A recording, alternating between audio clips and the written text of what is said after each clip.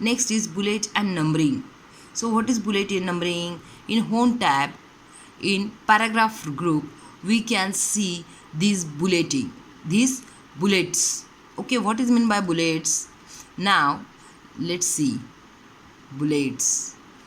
In bullets, it shows us some more option also, some circle, square. Okay, so here I am selecting this thing.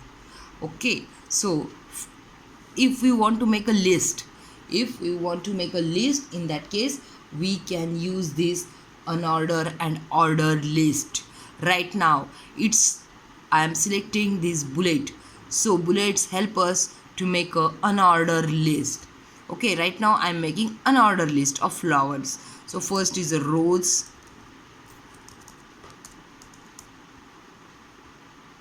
Okay, rose, jasmine, it must be jasmine. Okay, now after jasmine, lily.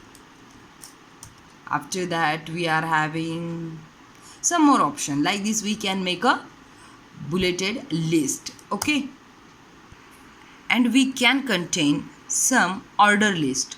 What is meant by order list? In order list we can make a list with numbers.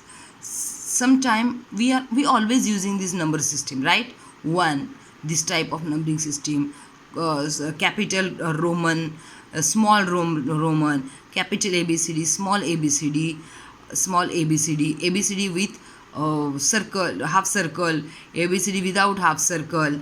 Okay, right now I am selecting 1 2 3. Okay, again I am typing some list: rose, lily, jasmine. Like this we can create some list. Again I want to create some list in between that list. Okay, sub list. Okay, lily contains some more types of lilies. In that case, so I can make list of sublist of list. I can here list of sublist of list. Okay, from this point we can create sublist of list. Now next point is borders to pages, paragraphs or text.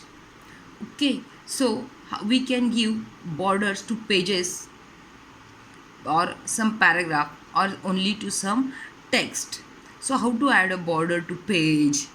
For that purpose we have to go in page layout tab, and in the page background group we are having page border. Here it's showing us some option. Here I am selecting this style and I can select some width from this. I am selecting this type of width, and after that at last I am selecting OK. Now it's showing me whole page border. Can you see this? The whole border, the border to whole page. Now we can see this border at the time of printout also.